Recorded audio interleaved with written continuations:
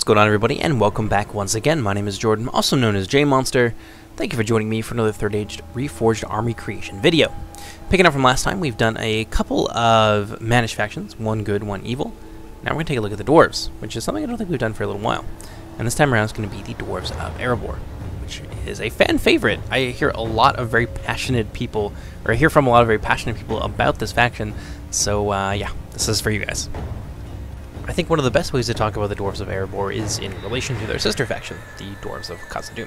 So there will be a fair amount of direct comparison between the two factions, and some discussion about their individual strengths and differences, and how Erebor stands out from the much more infantry-focused faction of Khazad-dûm. So first things first, let's take a look at their roster here, and you'll kind of get a sense of what the faction is about. Now, if you're familiar with the stats on units from Khazad-dûm, if we take a look, one of the main differences that you can see right off the bat is the damage that their units can do, but also their morale. So the Warriors of Khazad-dûm have pretty well across the board very, very high morale. And their morale on certain units may increase along with the price of some of them, but by and large, the Dwarves of Khazad-dûm are better and they last longer in close quarters than the Dwarves of Erebor. So that's probably one of the biggest differences. The other one you can see really in terms of the roster. The Dwarves of Erebor have a lot more cavalry than the Dwarves of Khazad-dûm do. The Dwarves of Khazad-dûm have one pick for melee cavalry, and that's it. No lancers, no knights, nothing like that. And then they have some mercenary crossbowmen. The Dwarves of Erebor, however, they have the mercenary cavalry, but they don't have the crossbowmen. But for cav-to-cav engagements, they do have a unit here of the Ironfoot Hammer Guard, which can be used to supplement the large numbers of the mercenary cavalry. And these guys are essentially melee knights. Not quite as defensively oriented as, say, the Haven Guard because of their lack of, or the Haven Knights rather, or the Witch Realm Inquisitors because of their lack of shield value, but they do throw down with the best of them in melee. They've got really high attack values, and they're really good against other cavalry units. And then finally, they've got a Lancer.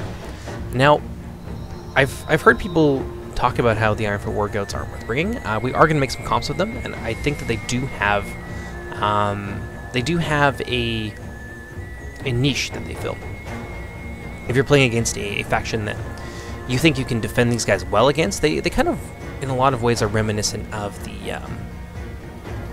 the Lok Inasrim from Rune, but they're a little bit cheaper and not quite as good in melee. They got a little bit less melee defense because of the nature of the two weapons.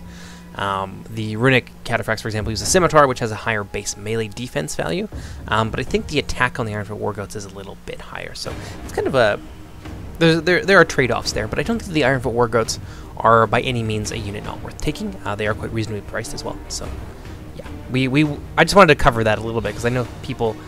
I have a lot of discussions down in the comment section, and we tend to get into this kind of thing, so I'm going to put it out there right now. One of the other big strengths, and this is something that both of the Dwarven factions share, is that their elite units have 5 extra men in the unit, which actually adds up to quite a lot when these units have 2 HP. So it is a significant increase, especially on these smaller units. It really does make a difference. So Dwarves for both factions both share that trait. Really, really useful. It makes their elites very, very strong. But other than that, both the Dwarf factions are quite slow, aside from the addition of cavalry here, which Erebor has in abundance.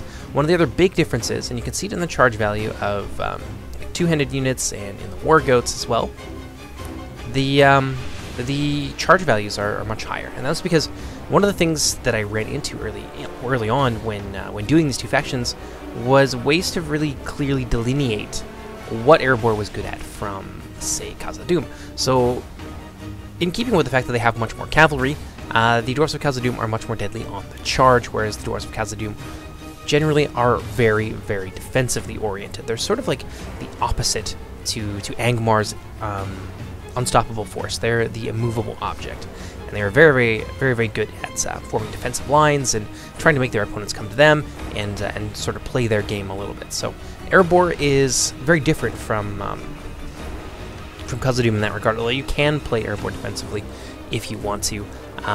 We want people to have a plethora of playstyles. I mean, there are recommended things, and there are things that we can do to kind of push people towards a certain playstyle, but we don't want to force them. We don't want to put people on rails, so that's That's a big thing that's really important to the Reforged team. So Erebor does have a lot of ways that they can wage war that are different from Khazad-dûm, but they can also, if they want to, settle in and sort of play similarly to Khazad-dûm. But obviously Khazad-dûm will be better in those kind of situations. But yeah, that just about does it for that. So let's take a look at some army comps. Now, one of the other key differences between the two factions is the distinct lack of ranged units here on Khazad-dûm, which plays into what I was talking about earlier with their more rush-focused kind of orientation. And numbers as well. So your numbers are generally going to be a little bit higher, I think, with the Dwarves of Khazad-dûm on average. Let's see here. So if we're going to be playing, let's say we're going to be playing a predominantly infantry fight. We're going to be playing against Angmar, for example, who only have so many options for cavalry, and most of them aren't terribly deadly to the Dwarves. So let's really focus on our infantry and on stopping trolls and some of those other really nasty, hard-hitting units. So let's drop some Ironfoot halberds in there as well. Really useful for defending the front lines. And defend our flanks with some Ironfoot spears, who are quite good. Then we've got the Erebor legionaries, who are a useful tool. They inspire nearby troops. They can shield wall, as can a lot of dwarven infantry, which is fairly uncommon as outside of spearmen and things like that. And they are locked morale. So they are like a morale battery, essentially, that are very difficult to break down. And as long as there's one man left in the unit, they will be giving that inspire bonus to nearby troops. So it's a very useful way of keeping the Dwarves of Erebor in the fight, and for compensating for their lower morale scores across the board. But you do have to invest quite heavily to do that. 950 is no small amount, but yeah, it's definitely worth it. And you've got some other tools here that you can use to fairly great effect. We got the Highborns of Erebor, who they give +5 morale to all units around them. So units like this with 13 morale go up to 18, which is very good. That's like Elven, like Linden's sort of high tier. It doesn't make morale irrelevant, but it is very significant, and it's in a huge radius. 200 meters is no joke. They're essentially drummer trolls in a lot of ways. So yeah, you can bring them in just about any dwarven comp, and they'll fit in pretty well. But in this case, because we have the 2 units of the Erebor legionaries, we're going to use them instead, and we're going to focus our attention a little bit elsewhere. So the range contingent that Erebor can bring to the field is very different from that of Khazad-dûm. Khazad-dûm have some long-range archers, because again, that plays into their playstyle of trying to make people come to them. But in this case, as the Dwarves of Erebor, most of the time I think you're going to be going to other people. So some mid-range skirmish here with the Ironfoot crossbowmen and the Ironfoot axe throwers is going to be really, really important. Let's see. What else do we want to bring to the field today? A couple units of mercenary cav. We can definitely afford to upgrade them. And then what do we have left over? A fair amount. And we can do a lot with this. So if you're going to be if you're worried about cavalry, or you think you're going to be facing a lot of it, then some Ironfoot pikes to defend your back lines once you get stuck in with your dwarven infantry will certainly not go amiss. You could bring, say, a 3rd company of these mercenary cavalry, and then you've got a little bit more melee cav to throw around. You could actually, hold on. Yeah, that wouldn't give us quite enough left over. You could bring one of their hard-hitting elite units, so the Dragon Slayers of Ered Mithrin, for example, are AP, and the Cossphere, so they definitely would be very, very useful for breaking an enemy line, or for rolling up a wing by causing those units to panic and flee. It is pretty significant. You can also use them as like a reserve unit nearby with your general in them. It basically turns this Fear unit into also an Inspire unit, so it's going to be useful for keeping Erebor's morale up, which, as I mentioned, is a little bit lower than that of Khazad-dûm. But yeah, you've really got your pick of the litter here in terms of your elite units that you could use. You could bring some Blacklock Engineers, who are essentially rangers with crossbows, but they are a bit finicky with their with how they fire. I do not believe that you can fire through your own units the same way that you could potentially with rangers or things like that, and they don't really arc their shots in the same way that bows do. And in fact, I think they don't arc them at all. So you need a clear line of sight. So it's a bit trickier to use, but it can definitely be worth it if you can get them on a higher elevation or something like that. You can bring a 3rd unit of Erebor legionaries. They've got 3 of them? Wow, that's pretty crazy. That will probably go down to 2 at some point, because it's a little bit more reasonable that way. And it doesn't make morale irrelevant for these guys, so they can't blanket their line in the Inspire units. But for the time being, you can get 3, so take advantage of it while you can. There you go. And we could throw, say, another unit of our Ironfoot warriors in there. You've got a really strong infantry focus, a little bit of cavalry support, but not as much support for your backlines. So, I mean, if you wanted to, you could take the 2 units of pikes. You could also easily afford, I believe, a couple units, or maybe not. You have to get rid of an upgrade, but you can still afford a couple units of the Axe Guard of Erebor, who are very strong. Yeah, and make great support units, even if you don't want to just throw them on the front lines with as shock infantry. They're very, very strong support, and shock infantry generally, I find it doesn't do as well when you just use them as your first wave, because a lot of them are quite elite and quite expensive. So unless they're like a really cheap unit, they tend to lend themselves a little bit better to be used elsewise. But there you go, a nice little field composition there for the Dwarves of Erebor. Let's look a little bit more at something that's probably more to the Dwarves' liking, and that's like choke point battles, sieges, or any kind of cityscape map where the Dwarves can really excel. So in that case, I would bring the Highborn of Erebor, because you want your troops to be as stubborn and as unwavering as possible. The Ironfoot Warriors make a really good addition to your front line. They are a bit lower on the melee skill, as many Dwarf units tend to be, because they have that axe, the axe penalty. Axes tend to have higher base damage, but their base melee defense is lower, so it's sort of a bit of a balancing act there. So I would definitely bring.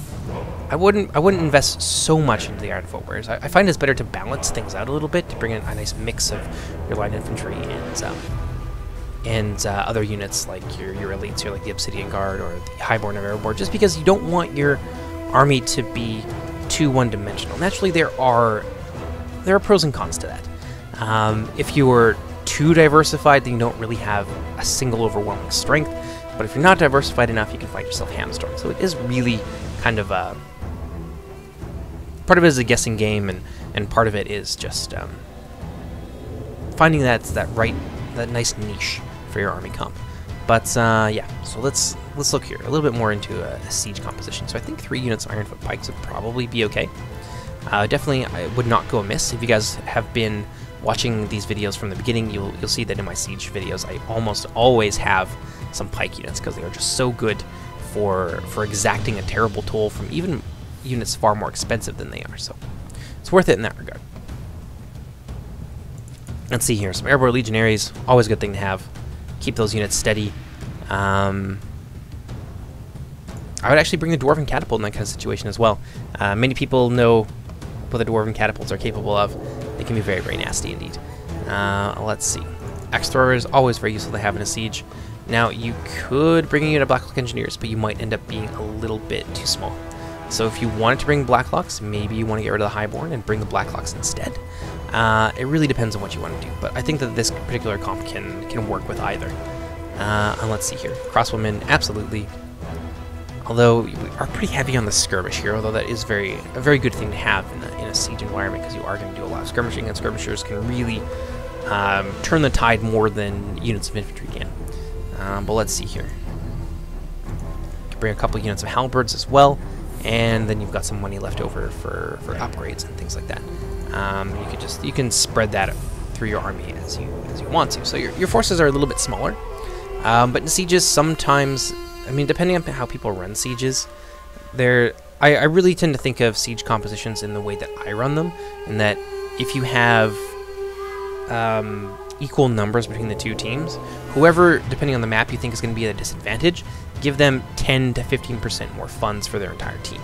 So it does stray from the standard 13k a little bit when I do the siege comps, but it's not so much that it changes the overall kind of message that I'm putting out there when it comes to making those compositions. So yeah, you will have more or less depending on your host and things like that, but this is just kind of the way that I look at it and the way that I run sieges personally. But in any case, there you go. There's a nice little siege army there for the dwarves. Let's do something cavalry-focused. Believe it or not, you can do that with Erebor, and you can actually do pretty well. Because their anvil is very, very good, and their hammer is not bad either. Obviously, the anvil of their infantry can be very, very strong, and it's going to be a little bit smaller in this case, just because, well, that's just how it's going to be. So, front line there composed with halberds, Ironfoot warriors, so they are defended from any cavalry attacks from the front that will otherwise run down these slow-moving dwarven warriors. And I think a couple units, you can go either way here. If you are going to be playing cavalry heavy, you're probably going to want to rush, in which case the axe throwers can be really nice.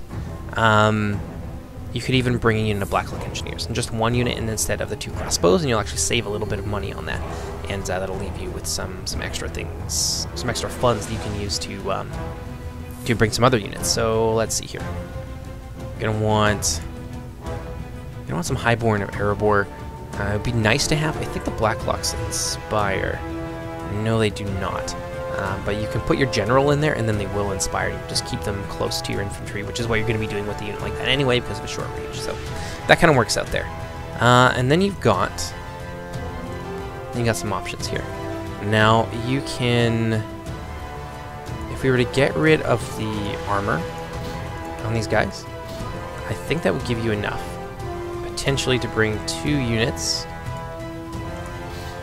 Yes, indeed. If you get rid of all the upgrades here, you can actually bring a couple units of the Erebor Legionaries, which is going to be very useful for keeping your units in line here. But it's not necessary, especially if you have your Blacklock Engineers there. I think that with your general in them, that would probably do well enough. And instead, you'll probably want to go for some Ironfoot Spears, and then you got about 500 or so left over. Now, in this case, because you have so much cavalry, it might not be as necessary to have these upgrades on your Dwarven units. So in this case, I'm going to take an extra unit of the Ironfoot Warriors, actually, and yeah, just give you a little bit of extra oomph there on your front line. So you've got some good numbers there, a fair amount of AP, some really nasty skirmishers, great range support in the form of your Blacklock Engineers. You will have to be careful with how you use them, but you've got a lot of cav as well, which can be very, very nasty. And then you've got some anti-cavalry here for your infantry line that you can use to defend your back lines. So yeah, it's a reasonably balanced force there, and I think it's one that can do pretty well. It's a bit unconventional with all that cavalry, but the Ironfoot Wargoats and the Mercenary Cavalry supporting one another, it's so good. It's a really, really strong combination, and one that I think is definitely worth it. Although, one of the other things I forgot to mention about the dwarves actually is that they get half off on their armor upgrades. So if we get rid of those 2 upgrades there, we can upgrade the Ironfoot Warriors. These guys are really just there to support the Lancers, and the Lancers are going to be kind of the killing power of the Cav force along with the Ironfoot Hammer Guard. So yeah, they don't necessarily need all the upgrades, and you can put those instead on your Dwarven units. So it's a decent comp. It's one that I would actually like to do a video with, because I think it's offbeat, but it's still effective. But let's see, we've done a lot of field armies. We've done some siege armies. Now, because the Dwarves of Erebor are a little bit more attack focused, I think it's appropriate to make a bit of a rush army. So with that in mind, we're going to bring, let's see, no, we're going to bring let's bring the Obsidian Guard, because we haven't really brought them in any of our comps yet, and I think that they can be pretty damn good. Let's see, a couple units there of the Axe Guard of Erebor, always going to be useful. Some Ironfoot Wargoats, Mercenary Cav. This time we're going to not go with the Ironfoot Hammer Guard, although we could. Really depends on how you want to play it. If you want to be a bit more conservative with your Ironfoot Wargoats and you don't want to use them like right off the bat, then I would say go with the Ironfoot Hammer Guard. Otherwise, if you want to be aggressive, at least one of these units is going to be vulnerable if you want to deploy on each wing, or if you want to mass them all together, well then you're easily counterable. All your cavalry on one side of the battlefield, and not enough melee cavalry to defend both of them at the same time, it might not be as useful. So in this kind of situation, I am going to opt for those 2, and that's my reasoning behind it in any case. Ironfoot Crossbowmen, be useful. We're going to need to be able to defend them though, so some Ironfoot Spears will be useful in that regard. Yeah, 3 units for now. Put some Erebor Legionaries in there. And we can even go for some cheap Dwarven Miners, who can be really annoying. They've got nice high morale, mostly because they are impetuous. That's why their morale is a little bit higher than the Ironfoot units, because impetuous units have a base morale of 13. So these guys, I believe the Dwarven units have, well, the Ironfoot units had a base morale of I think about 11 or 12, but it's been buffed a little bit beyond what it used to be. So the Dwarven Miners, the gap is not quite as large as it once was, but they are actually quite useful. If you give them nice little attack upgrades, they can actually be obnoxious tar pit units that are really hard to get rid of and are AP and have pretty decent attack values as well as higher numbers. So yeah, that's a thing that's worth experimenting with. Yeah, give some attack there to our Axe Guards of Erebor. 1 to, I think, our melee cavalry, because they're going to be a bit more significant in this case, and the upgrades are going to be worth it. And there you go. It's a Dwarven Rush Army. It can totally work. You've got shield wall here in the form of your Ironfoot Spears. You've got some nasty shock infantry that can really do a lot of damage.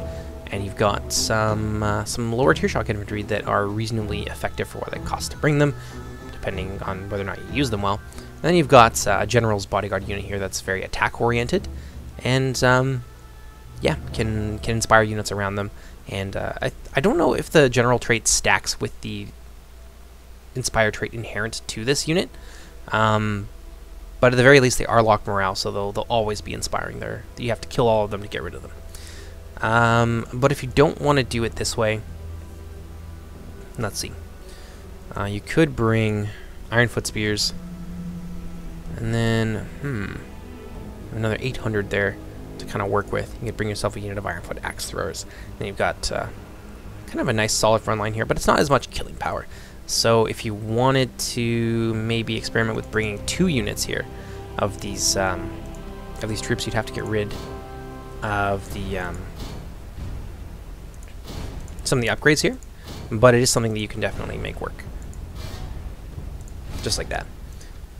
These guys already have a fair amount of damage though, so you could get rid of those, and then you got yourself 2 Ironfoot Axe Throwers, which lend a little bit of extra damage to your front line. And you can use them to snipe out elites or really make the enemy pay for blobbing up. So yeah, that's about all I think I have to say for the Axe Guard, or not the Axe Guard, the Dwarves of Erebor. And I hope you guys found this useful. By no means, just because I didn't use, like, I tried to use all the units, but we didn't get a comp with the Sons of DURIN in it, for example. That doesn't mean that the Sons of DURIN aren't useful or strong or worth bringing. It just means that for this particular video, I just didn't have a comp in mind that really they could fit into. I mean, you could stick them into this comp just as easily, and you have a little bit of extra money to work around with, and you can put a lot of the upgrades back that you had to take away. But then you also don't get that Inspire effect from the Obsidian Guard, and they're both locked morale though. But once the General dies, then you're going to lose that Inspire effect. So in my case, I would try to bring the Obsidian Guard, but by no means are you forced to do that. You could do any number of things here and still probably make it work. You could even bring the Blackhawk Engineers, for example, and just let the rest of the infantry do the killing, while your skirmishers, like the Ironfoot Axe Throwers or the Blackhawk Engineers, make the enemy pay from ranged. There's a lot of options there, and that's one of the things that I enjoy about Reforged, and what we've done with the mod is that you aren't hamstrung by not playing the traditional way with a faction. So yeah, in any case, hope you guys found this useful, and if you have any comments or questions or feedback, please leave them down in the comments. I'm pretty good about getting back to people down there and having respectful discussions and things like that. So if you guys want to talk, like, like rosters, or you want to talk about the meta, or you have any questions, I'll get back to you about it. But in any case, hope you guys enjoy this, and I'll see you next time. Take care, everybody. Bye-bye!